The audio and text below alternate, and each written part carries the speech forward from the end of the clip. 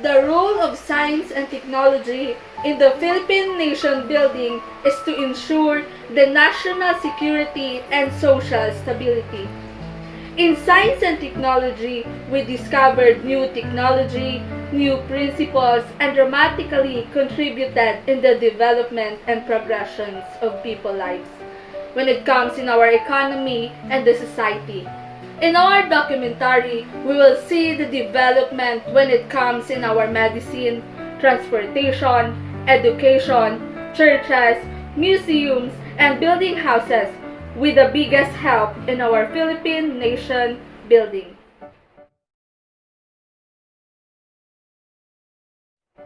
Hi, I'm Allen, and I'm going to talk about what are the roles of science and technology in Philippine nation building in our education. 20 years ago, education was based on books and lectures. Now, it's iPods and websites. In the past, students would have to spend hours in libraries looking through books for a project or research. With the huge advantage of having the internet at our fingertips, we can change those hours of surfing through books into 30 seconds. Thanks for the technology. One major difference that has changed through the curriculum in schools is teaching students skills instead of consent. One major change within the past 20 years was how the students soak up the knowledge. 20 years ago, the teacher would lecture for an hour, which has now changed into interactive applications and informational websites for students to use. Within the many changes in the world around us, our curriculum is adjusted to fit the people we need to become to succeed one day. It all thanks to the science and technology. I am Joanne Saldivilla. Let's find out what are the rules of science and technology in Philippine nation building and our transportation. Transportation, Calesa, were introduced to the Philippines in 1700 by the Spanish. It became the major public and private form of transportation in the Philippines until early 20th century. It was also used to transport goods they were manufactured by the traditional workshops known as carroceria. As time goes by, there's a lot of changes in the past.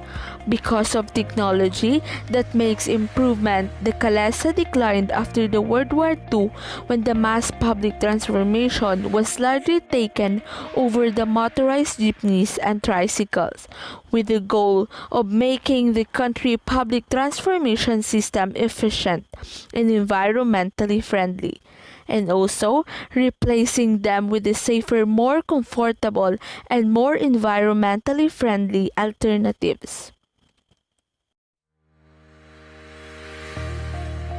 Is Veronica Colores.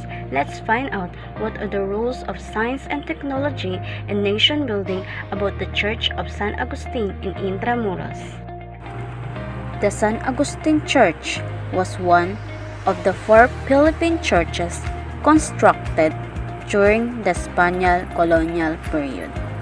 The San Agustin Church, also known as Archdiocesan Shrine of Nuestra Señora de Consolación at Curia, was built around 1597 and 1606 and completed in 1607. This church was considered as the oldest and longest church in the Philippines. The church was the only construct left intact in Intramuros during World War II. The San Agustin Church in Manila is one of the most visited spots in the Philippines.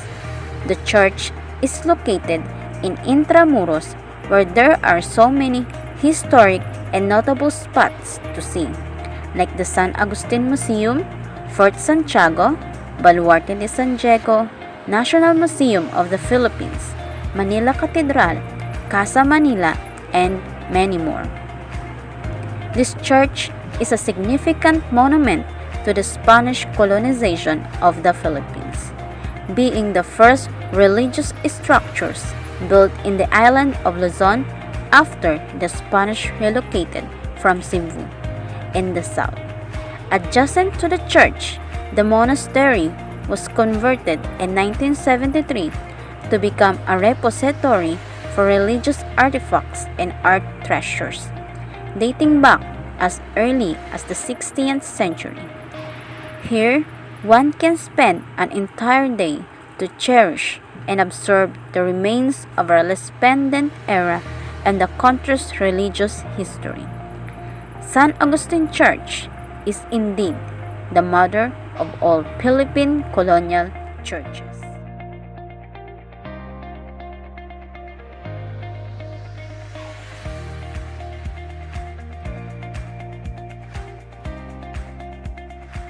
Hi, my name is Mark Luis Maalam. Let's find out what are the roles of science and technology in Philippine nation building in the district of Intramuros, Manila.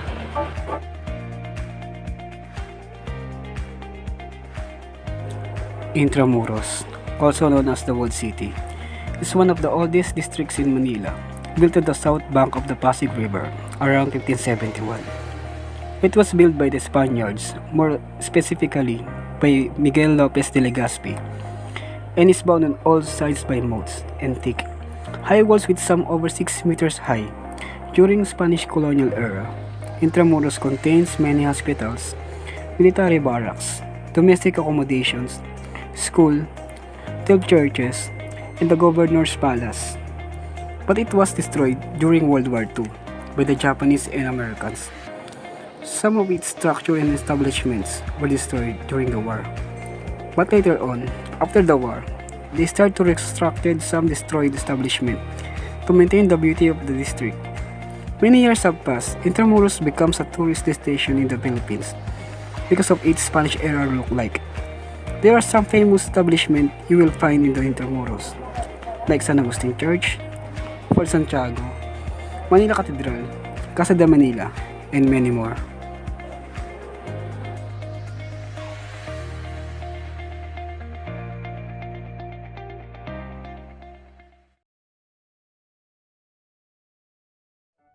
Hi, I'm Shara Macy Denden. Let's find out what is the role of the science and technology in nations building between the old and the new houses in the Philippines. So when it comes to buying or the building houses, one of the first decision you'll make is what is the style you want your home to be. So the difference between the traditional and the modern houses goes beyond what meets in the eye. So it's your decision what you want to be like, what your house to be like. When it comes to modern or traditional, people often misuse the terms traditional and modern as synonyms for old and new. In reality, there is more to modern and traditional architecture than age. In fact, some modern homes are almost 100 years old, and many newly built homes carry on a traditional style. So the term traditional applies to a broad range of home building styles, each with its own unique features in general. Any home drawing influences by historic styles, such as the colonial, the craftsman, or the neoclassical architecture can fall into the category traditional home. Let's, for example, the Lichalco Heritage House, the oldest surviving houses in Philippines. So originally built in 1859, the house was purchased in the late 1940s by prominent Filipino lawyer Marshal Lichalco. So, which is better? So, with any home built in 20th century, whether it's traditional or modern, you have to consider the cost of renovating and retrofitting the home to get up to code. So, but with newer homes, the difference between modern and traditional homes is a matter of taste. We have to love both and have designed beautiful homes incorporating the best of both worlds.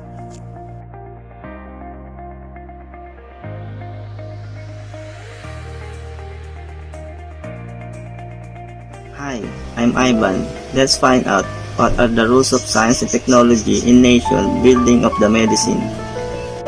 Primitive era, people use herbal medicine to improve their health condition, either alone or combination of other.